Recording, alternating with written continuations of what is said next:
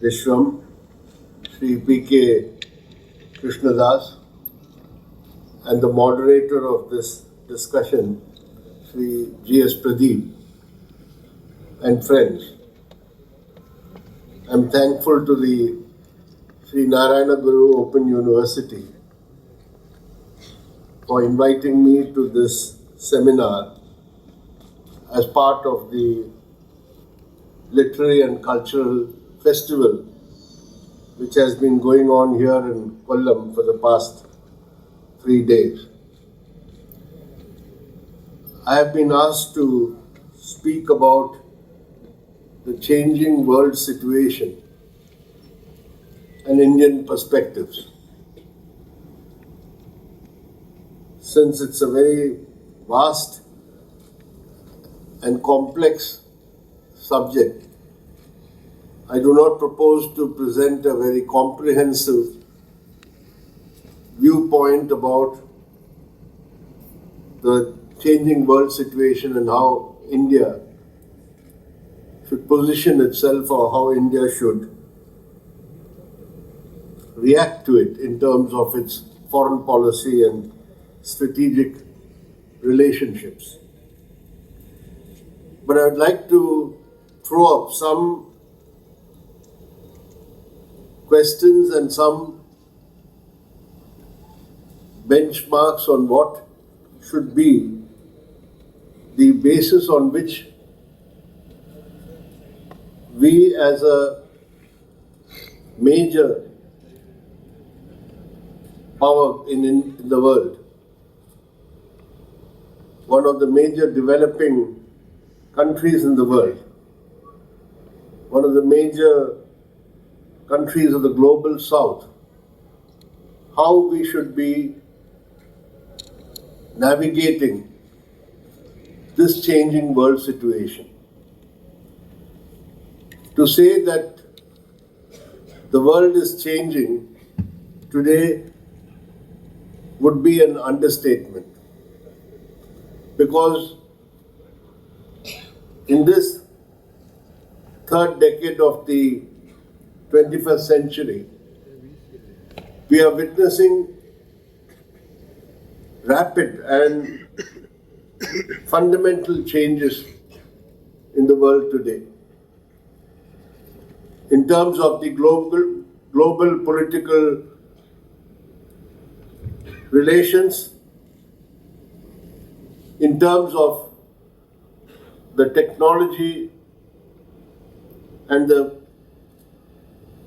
spectacular advances in technology which affects all aspects of human life today, and climate change and its impact on humanity in this planet.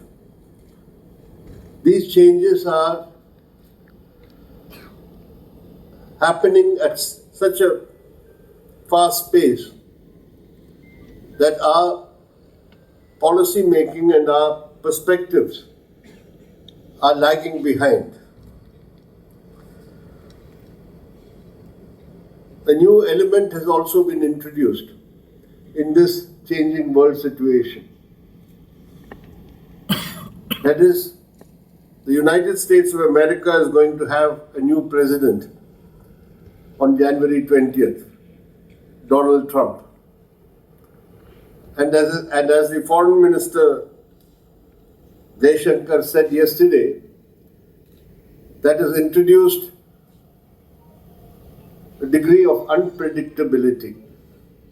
That is a diplomatic way of putting it, because nobody knows what major changes are going to happen regarding America's relations with the rest of the world under the Trump presidency. What I want to talk about is, first, the geopolitical reality which has emerged at present. You have the United States of America, which is desperately trying to maintain its global hegemony. An effort which is taking place at a time when the United States economic power is undergoing a secular decline, a long-term decline. But at the same time, the United States is the most powerful military force in the world today. If you look around the world today, there are two major wars going on. One in Europe, the Russia-Ukraine conflict, and the other in West Asia with Israel's genocidal war against the Palestinian people. The United States is directly involved in both these wars. In the case of Ukraine, it is backed fully by the United States and the NATO powers. And Ukraine is carried on this war between Russia and Ukraine for the past more than 2 years because of the full military and financial support of the United States and NATO. And Russia has entered into this war because it felt threatened by the eastward expansion of NATO and the United States trying to use NATO to try to weaken Russia and isolate Russia on its European borders.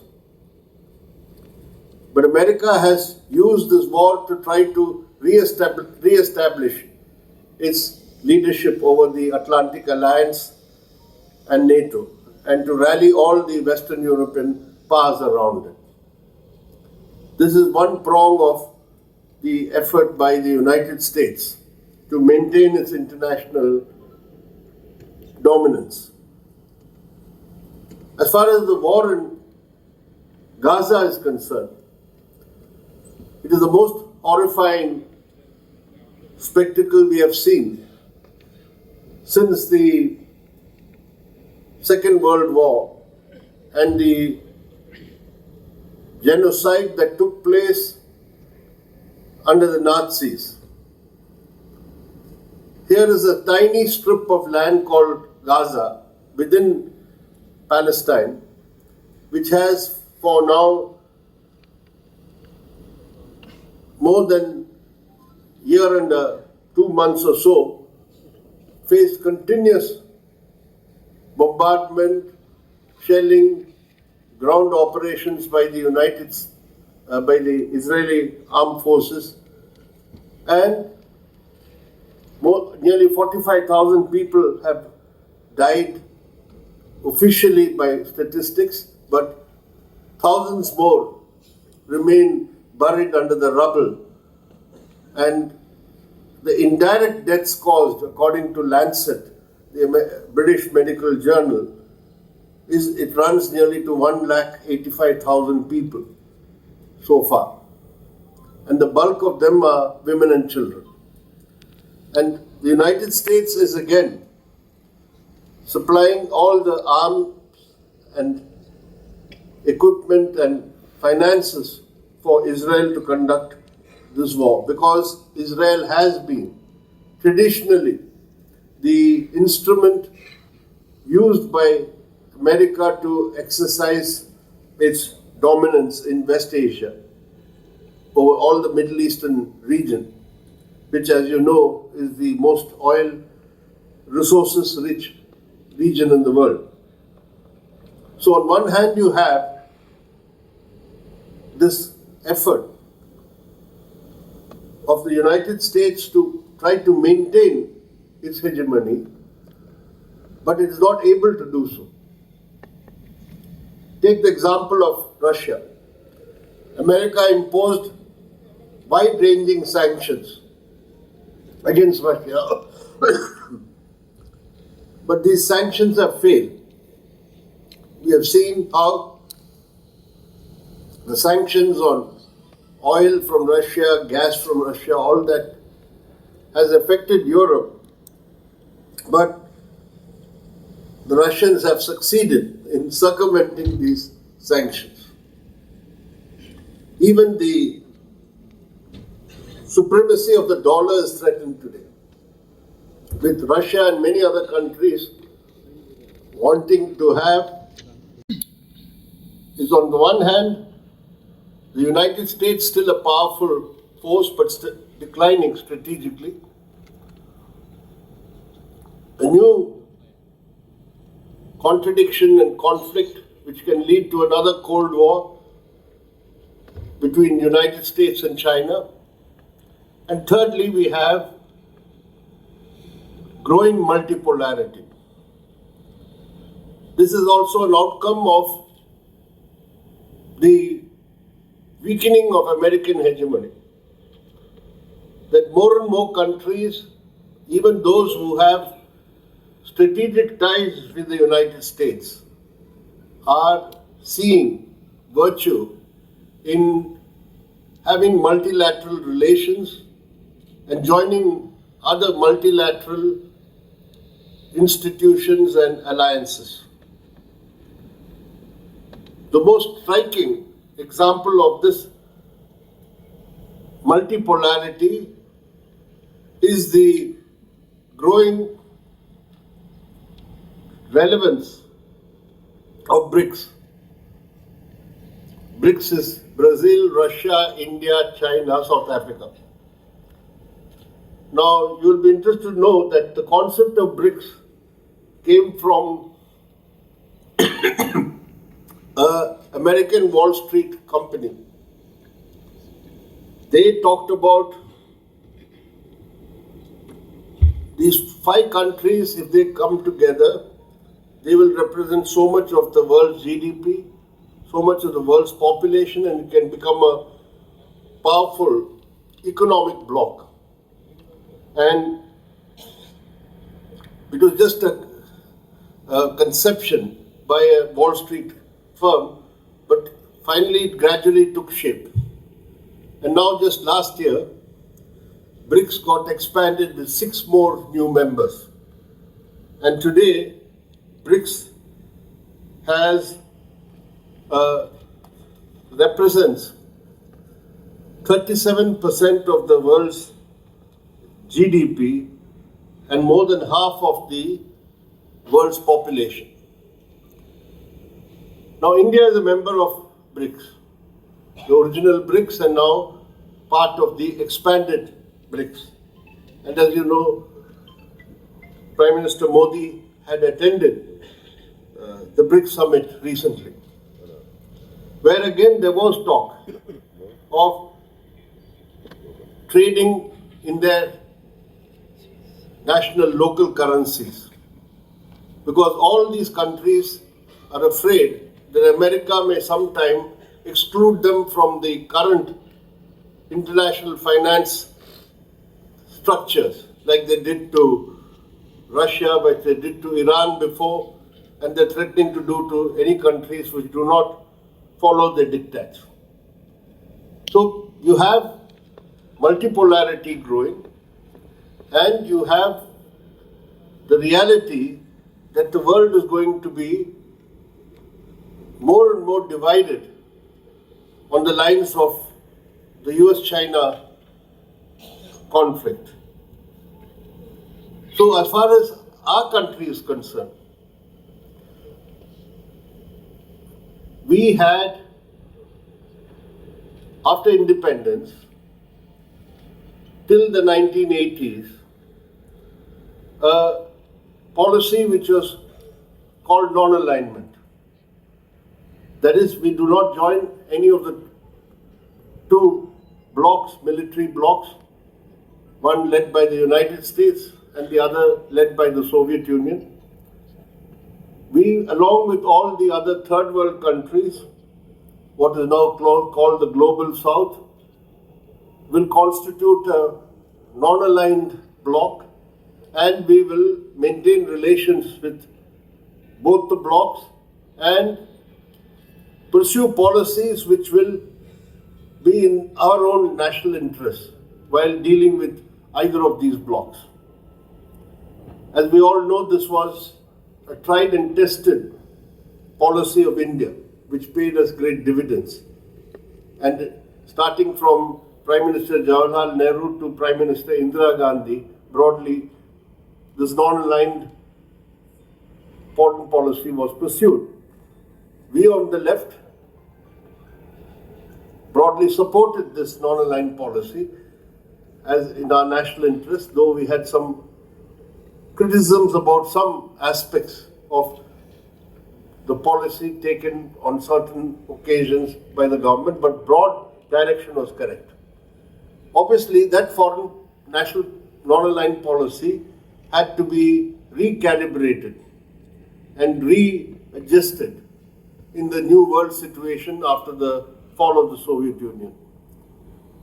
But then, from then onwards, I would maintain that we have not been able to fashion an independent foreign policy which would fully serve our national interests and the interests of maintaining or preserving our strategic autonomy.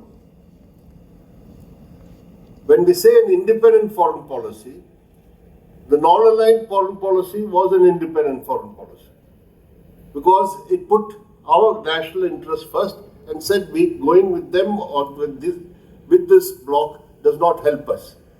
And we will have relations with all and take what is the best for us out of these relationships. Now, when you recalibrate this, what has happened is that over a period of time, I'm not going into the details, we have reached a position where we are getting strategically aligned with the United States of America. Take the situation today. We have signed 3 foundational agreements with the United States of America, which are military cooperation agreements. Those agreements bind us to certain strategic alliances or interests with the United States of America. One of those agreements is that their naval ships, their air force planes can come to India for refueling, for repairs and for servicing. And we can go to their bases also. Now, why should India go to Hawaii or Honolulu or wherever our naval ships? We don't have any such global interests. So it's going to be a one-way traffic, that they can come to Cochin or they can come to Goa or they can go to Chennai. They can bring their ships here, including the nuclear armed ships. One of them came earlier in Chennai. So this tie-up, this is only one aspect. Communication and various other. We have now posted our military officers in the Indo-Pacific Command and also in the Central Command. Liaison officers, they have their liaison officers here. So this strategic tie-up actually restricts our strategic autonomy. I would like to point out that when Prime Minister Narendra Modi visited Moscow last year, I can't remember the exact date, immediately there was protest from the American establishment because they were holding the 75th anniversary of NATO in Washington and they wanted to use that to target Russia. And there was the Prime Minister of India visiting not only Moscow, receiving the highest civilian award and hugging President Putin. So the US ambassador here, Garcetti, made a public statement saying there can be no strategic autonomy in times of conflict. Meaning, don't think you can have strategic autonomy. You have now tied up with us. So this is the danger of having such strategic military and security ties with the United States of America. So you have before us, in the coming days, either we continue in Quad, the quadrilateral alliance which America has set up, America, Japan, Australia. These three already have close military alliances. They are military allies. India is 3+1 in that. But increasingly, India is going to be drawn to become a military ally of the United States. So what is the Quad for? The Quad is very clear. The Americans want to use it to target China or to contain China. Now, as far as our independent foreign policy is concerned, I would maintain that we should not fall into this strategic trap set for us by the United States of America.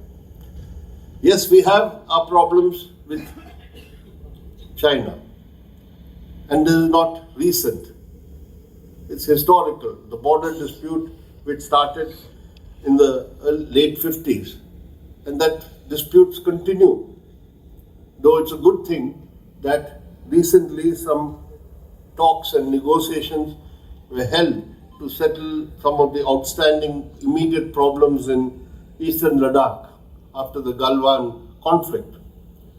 But for us, it's very important that, keeping in mind what I said, that India must have an independent foreign policy and we must retain strategic autonomy throughout. We should have good relations with the United States of America and the Western powers, but no strategic alliances, and definitely no military collaboration agreements. At the same time, as the world is changing rapidly, you have to open a new path of normalizing relations with China. Because the two other major problems which we have in the world today, the impact of technology, and second, climate change. China is today, one of the problems America has with China is fast closing the gap on the technological advance and technological revolution, which America has been monopolizing or dominating. And we should be intelligent enough to utilize what is available or best for us to strengthen our own position. I think I've taken too much time. I'll give you a recent example. China has a company which produces electric vehicles, electric cars. That is the biggest electrical car manufacturer in the world. It's called the BYD. And last year, the BYD came to an agreement with a Hyderabad engineering company called Mega Engineering. They wanted to set up a big factory here to produce electric cars and batteries. And they said we'll bring in $1.5 billion. Now, we refuse to give that clearance on grounds of security. Swaminathan Iyer, who's not a Marxist by any chance, wrote a long piece in the Economic Times at that time saying it's a very short-sighted decision by India. Because here is the company which has the most advanced technology for electric cars, more advanced than Tesla, the American Elon Musk's company. China is the largest producer of lithium batteries in the world today, and they're saying we'll come and produce that here. You can get that technology if you allow them, because this is a joint venture and they'll have to bring that technology here. We refused We rejected. Then we tried to get Tesla here. Even an appointment with the Prime Minister was fixed for Elon Musk. But 2 weeks before that, he cancelled and went out to China again. So the point is, there is no security aspect in this, as Swaminathan and I have pointed out. You can say we don't want telecommunication equipment from China because it has security implications. One can understand that. But lithium batteries and electrical cars cannot pose any serious security threat to our country. So we must, China is going to be, whether you like it or not, it has become now going to be the largest trading partner of India. We have not been able to stop. Indian industries need Chinese technology, Chinese equipment, etc. And we are importing that in a big way. So we have to ensure that we have relations with all the major powers, cooperate with them, demarcate when we do not want to have any type of relationship with them. But this is how we can take advantage of the multipolarity which has developed and is going to be a reality in today's world. So, what is required today is a course correction, because we should disentangle ourselves from strategic military ties. Now you see two wars I mentioned, Ukraine, Russia and Israel, Gaza. On the first, our government has taken a correct decision. We have refused to condemn Russia like America wanted us to, and we have said we are neutral and we want to see that there is a peace agreement made for which we would help or work for. This is the correct position. The second, Israel's war on Gaza, we are taking a wrong position. It is very sad for India to have abstained on resolutions in the United Nations General Assembly. One of the resolutions said Israel should withdraw from the occupied territories in 12 months. That's all it said. We abstained on that. When our stand always has been, we are for two-state solution, and Palestine should be created on the basis of the pre-1967 borders.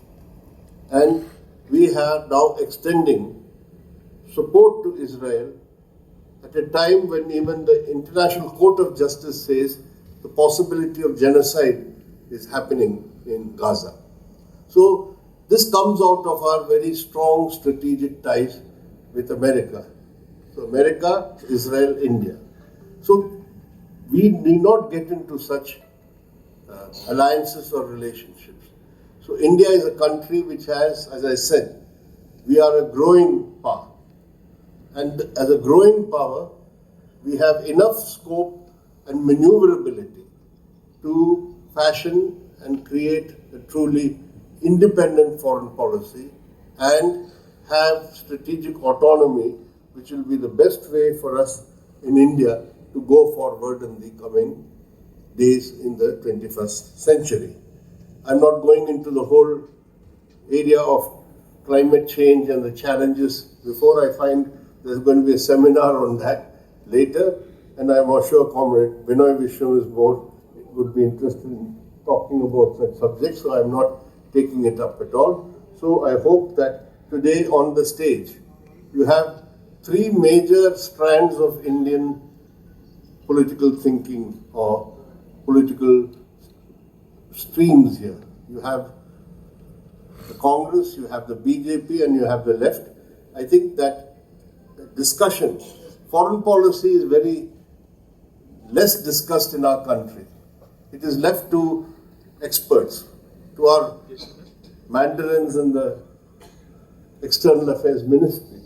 And it is very much a political question, because we know domestic foreign policy and foreign policy are inextricably linked. So it's always good to have informed discussion on the various options India has in the face of this changing world today. And I'm glad that we have this opportunity to have this discussion here today. Thank you.